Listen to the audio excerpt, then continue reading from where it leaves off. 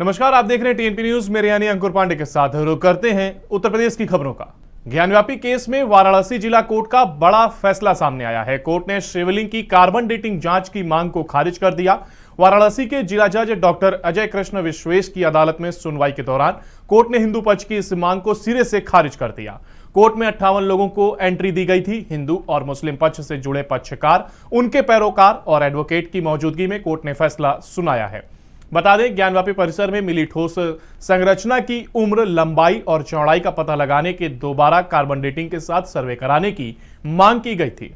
बिंदुओं को देखते हुए माननीय न्यायालय ने 250 का जो वैज्ञानिक विधि या कार्बन डेटिंग से जो टेस्ट कराने की बात कही गई थी उसको खारिज किया है, ये कहते हुए कि ऑनरेबल सुप्रीम कोर्ट से वो प्रोटेक्टेड है एप्लीकेशन, और शिवलिंग जो मिला है वो ऑनरेबल सुप्रीम कोर्ट के ऑर्डर से, मई में जो ऑर्डर हुआ था उससे प्रोटेक्टेड है।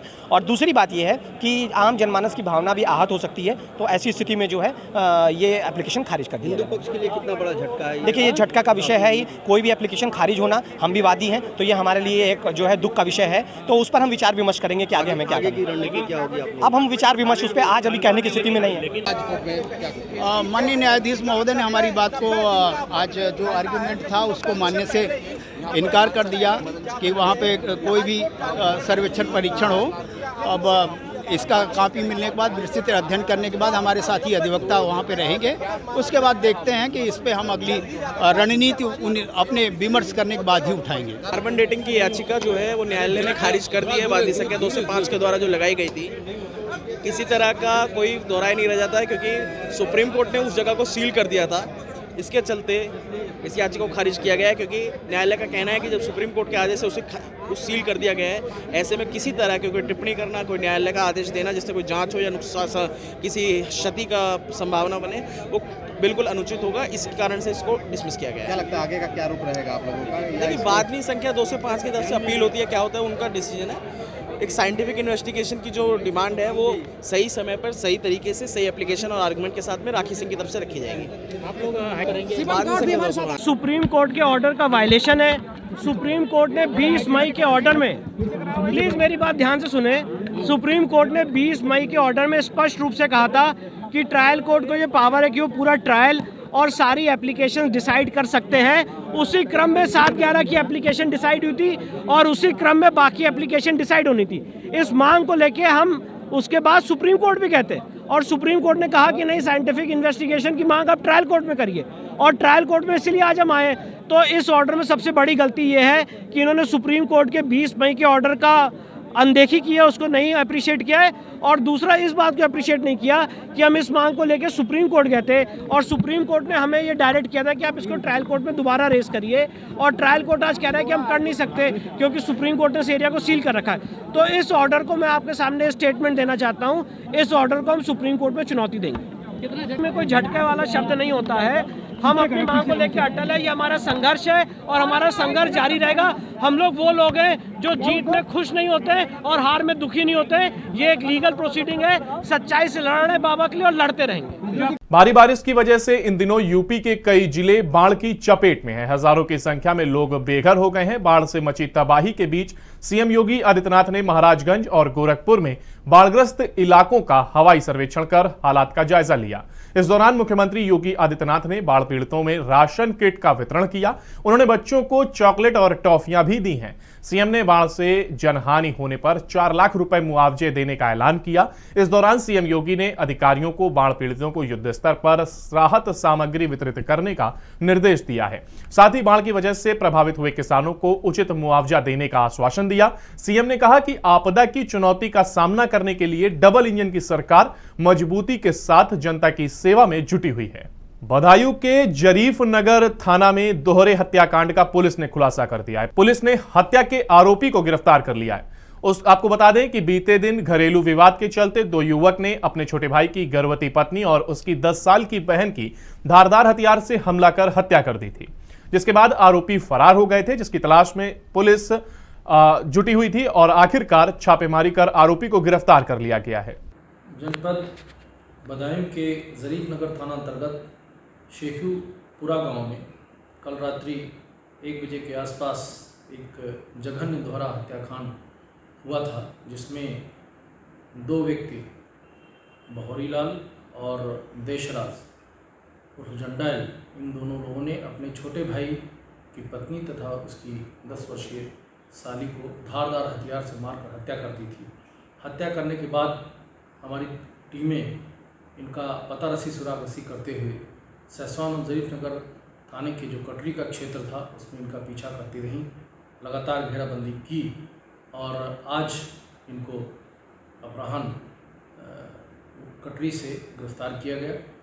गिरफ्तारी के बाद दोनों ने अपना जुर्म कबूल किया है और इनकी निशानदेही पे आला कत्ल फावड़ा बरामद कर लिया गया है। पूछताछ से इन्होंने बताया कि इनका अपनी अपनी पत्नियों से झगड़ा हुआ था। झगड़े के बाद इनकी कंप्लेंट की गई थी और उसके बाद जब ये भाग करके लौट करके आए थे तो इन्होंने जब सामने की झोपड़ी में अपने भाई की रह रही पत्नी से पूछा तो उसने तंज कसा कि अगर अपनी लुगाई को मारोगे बार बार तो वो भाग ही जाएगी। इस पर ये लोग उससे तैश में आए और जब ये दोनों सो गई, उसके भाई की पत्नी और उसकी साली, तो वहीं फावड़ा लेकर के उसकी झोपड़ी में जाकर के पहले अपने भाई की पत्नी की हत्या की, उसके बाद वहीं पे उसकी बहन 10 वर्षीय बहन नीचे ज़मीन पर सो रही थी। जब उसने प्रतिरोध किया तो उसकी भी उसी धारदार हथियार से मारकर हत्या कर दी। इस जघन्य हत्याकांड का बहुत ही जल्द हमारी जनपदीय पुलिस ने और एसओजी टीम ने मिल करके इसकी पता रसी की और इसके जो अभियुक्त थे उनको कम समय में गिरफ्तार किया है। इस पूरी टीम को हमारी तरफ से पारितोषिक 10,000 रुपये भी दिए जाएंगे और इन्वेस्टिगेशन करके इसमें शीघ्र ही इसको ट्रायल पे ला करके इनको कठोर से कठोर सजा भी दिलाने का काम जनपदीय पुलिस करेगी। मथुरा के जैत थाना क्षेत्र में एक नाबालिग बच्ची का शव मिलने से पूरे इलाके में सनसनी फैल गई। बता दें, अहिल्यागंज के जंगल में अर्धनग्न अवस्था में 12 साल की बच्ची का शव मिला। मौके पर पहुंची पुलिस ने शव को कब्जे में लेकर पोस्टमार्टम के लिए भेज दिया है। आशंका जताई जा रही है कि किशोरी के साथ दुष्कर्म करने के बाद हत्या की गई और शव को झाड़ियों में फेंक दिया गया। फिलहाल किशोरी की शिनाख्त नहीं हो पाई है और पुलिस मामले की जांच में जुटी है। मेरा नाम उत्तम बघेल पार्षद, वार्ड नंबर 21। पार्षद जी, अभी यहाँ डेड बॉडी मिली है, क्या है पूरा मामला? ये पता चला कि अल्लाहगंज में के जंगल में गांव वाले ने फ़ोन किया मुझे कि ऐसे ऐसे बात है, वहाँ साहब एक डेड बॉडी पड़ी है जी और जंगल में जी। तो मैं यहाँ आया तो देखा मैंने कि पुलिस वगैरह सब है, यहाँ लगी हुई है, पुलिस जांच कर रही है उसमें। पार्षद जी, क्या किसकी बॉडी है, कितनी साल की उम्र है? बता रहे बच्ची की 10-12 साल की बच्ची है। अच्छा। और उसकी डेड बॉडी यहाँ पड़ी। क्या बच्ची का कुछ पता चल सका है, कहाँ की रहने वाली है, कहाँ कैसे आई अभी है? तो कोई पता नहीं चला है बच्ची कहाँ की है, अब पता चलेगा जब यहाँ से ले जाएंगे। अच्छा, पुलिस आ गई है मौके पर? हाँ, पुलिस आ गई है मौके पर। वहीं बदायूं के वजीरगंज थाना क्षेत्र में एक तेज रफ्तार दूध की वैन पेड़ से टकरा गई। इस हादसे में वैन ड्राइवर की मौके पर ही मौत हो गई, जबकि एक कर्मी गंभीर रूप से घायल हो गया। मौके पर पहुंची पुलिस ने शव को कब्जे में लेकर पोस्टमार्टम के लिए भेज दिया है और घायल को अस्पताल में भर्ती कराया गया है। पुलिस ने मामला दर्ज कर जांच शुरू कर दी है। खबरें अभी और भी है, मगर यहां पर वक्त तो चला है एक छोटे से ब्रेक का।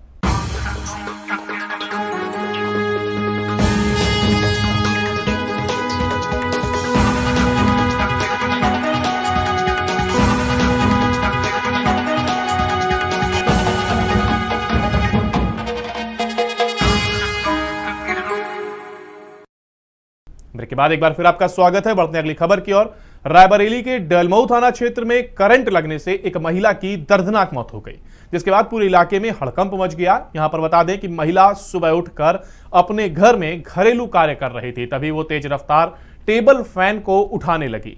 फैन उठाने पर हाथ लगते ही महिला करंट की चपेट में आ गई, जिसके बाद आनन फानन में महिला को सीएससी अस्पताल ले जाया गया, जहां डॉक्टरों ने उसे मृत घोषित कर दिया। गाजियाबाद के टीला मोड़ थाना इलाके में गोली लगने से संदिग्ध की मौत हो गई है। बताया जा रहा है कि देर रात संदिग्ध घर में चोरी करने के इरादे से घुस रहे थे। चोरी की आहट होने पर मकान मालिक ने अपने पिस्टल से उन पर फायरिंग कर दी, जिसमें गोली लगने से एक संदिग्ध की मौत हो गई, जबकि अन्य लोग फरार हो गए। मौके पर पुलिस पहुंची है। पुलिस ने शव को पोस्टमार्टम के लिए भेज दिया है और जांच में जुट गई है। ताना टीला मोड़ पर सुबह लगभग 4:30 बजे आसपास पुलिस का 112 का माध्यम से सूचना मिली। यहाँ पे एक मोहल्ला में एक योगेंद्र मावी है, बिल्डर है, उसके घर के कुछ बदमाश आया है और दूसरा पड़ोसी वाला छत से कुछ फायरिंग कर रहा सूचना उन्होंने दिया। उसके बाद तुरंत पुलिस मौके पर आई और मौके पर आके तुरंत पता चला और उस समय कोई बदमाश दिखाने नहीं पड़ी हम लोग को पुलिस का। और बाद में और उनके घर पे सब तलाश लिया और उनसे बातचीत किया है। उन्होंने ये बताया कुछ लोग फायरिंग कराया और उसके बाद इनका घर पे फर्स्ट फ्लोर पर एक बालकनी है, इन्होंने ये अपना बेडरूम का बालकनी से उन्होंने फायरिंग किया था। खुद योगेंद्र मालवीय ने कहा उन्होंने खुद अपना लाइसेंसी पिस्टल से फायरिंग किया है। और दूसरा बालकनी बगल में बालकनी में एक डेड बॉडी दिखाई पड़ा था। वो संदिग्ध आदमी था, पता नहीं वो आदमी कौन है, कहाँ है, कैसे अंदर आया पता नहीं। और डेड बॉडी वहाँ गिर पड़ी, उसका मौके पर मृत्यु हो गया है और हमने डेड बॉडी कब्जा में लेके पोस्टमार्टम के लिए भेज दिया है। बाकी चीज़ छानबीन कर रहा है, वो आदमी कैसे अंदर आया क्या है, हर चीज़ वेरीफाई हो रही है। और ये हम लोग का जो परिवार का कहना है इस तरह का है, जो उन्होंने अंदर घुसा है उसके बाद इन्हें भी फायरिंग है उसने भी फायरिंग है। अभी घर के अंदर कोई सामान चोरी या लूटपाट कुछ नहीं हुआ है, वो घर के अंदर एंट्री नहीं कर पाया, केवल बाहर से उनके साथ एंट्री के केवल दिखाई पड़ रहा उन्होंने बताया। और बाकी अब पुलिस अब छानबीन कर रहा है, सब चीज़ की इन्वेस्टिगेशन कर रहा है हम लोग। और फोरेंसिक टीम आई है, डॉग स्क्वाड टीम आई है, हमारे एसपी सिटी और सीओ साहब लोग मौके पर आए हैं और सभी हम लोग पूरे एविडेंस इकट्ठा करवा रहे हैं और घटना का सच्चाई और जल्दी से जल्दी खुलासा करेंगे। पीलीभीत के न्यूरिया थाना क्षेत्र में चंदा देने से मना करने पर मौलाना और उसके साथियों ने एक युवक पर हमला कर दिया और उसके घर में भी तोड़फोड़ की गई। बता दें, लाठी डंडे और धारदार हथियार से लैस होकर दबंग घर में घुस गए और युवक को लहूलुहान कर दिया।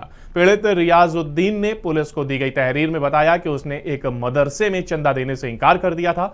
इसी की रंजिश में उस पर हमला कर दिया गया। पुलिस ने विभिन्न धाराओं में मौलाना समेत 5 नामजद और 7 अज्ञात के खिलाफ मुकदमा दर्ज कर लिया है और जांच में जुट गई है। इलाके में सुरक्षा के लिहाज से भारी पुलिस बल की तैनाती की गई है। नाम है रियाजुद्दीन, मैं नूरिया का रहने वाला हूँ। कुछ मौलाना जो है चंदे को लेके मुझ पर दबाव बना रहे थे। आज 200-300 आदमी लेके मेरे ऊपर हमला कर दिया, मेरे घर में घुस गए और उसमें कमालुद्दीन और उसका भाई मौलाना रहीसुद्दीन, ये इनके लड़के मियाँ खां में विशालुद्दीन के लड़के, इन्होंने हमला करा, सर पे हमला धारदार हथियार से कर दिया, घर में आग लगा दी मेरे। उसकी तहरीर लेके मैं थाने में आया हूँ इस मसले में। हमला करने वाले कितने लोग थे? हमले में तो 400-500 लोग जुलूस लेके आए थे, जिसमें जो हमला करने वाले 4-5 लोग थे, जिसमें मैन था रहीसुद्दीन मौलाना और उसका भाई कमालुद्दीन। इन्होंने मेरे ऊपर हमला किया है। अब आप पुलिस से क्या चाहते हैं? मैंने मुकदमा चाहता हूँ, मैं इनकी इंसाफ चाहता हूँ कि मेरे ऊपर हमला क्यों करा भाई। एक चंदे को लेके इन्होंने हमला करा। रियाजुद्दीन के द्वारा एलिगेशन लगाया गया है, मोहल्ले के ही रहने वाले कुछ लोग इनके घर में घुस के तोड़फोड़ किए हैं और जान से मारने की नीयत से इन पे हमला किए हैं। जो मदरसे को लेके किसी चंदा इकट्ठे करने को लेके इशू हुआ था आपस में, और इसी बीच को ये लोग इकट्ठे होके घर में घुस के इनके ऊपर हमला किए हैं। इस क्रम में तुरंत तत्काल FIR न्यूरिया थाने में दर्ज की गई है और इसमें ऑलरेडी एक व्यक्ति अरेस्ट भी हो गया है। सब लोग इस संबंधित लोग अरेस्ट होंगे और इनके खिलाफ कठोर दंडात्मक कार्रवाई की जाएगी। कितने लोग इसमें शामिल थे? लगभग 20-25 लोग शामिल थे। फिलहाल उत्तर प्रदेश के इस बुलेटिन में इतना ही। बाकी की तमाम अपडेट के लिए आप बने रहिए TNP न्यूज के साथ। नमस्कार।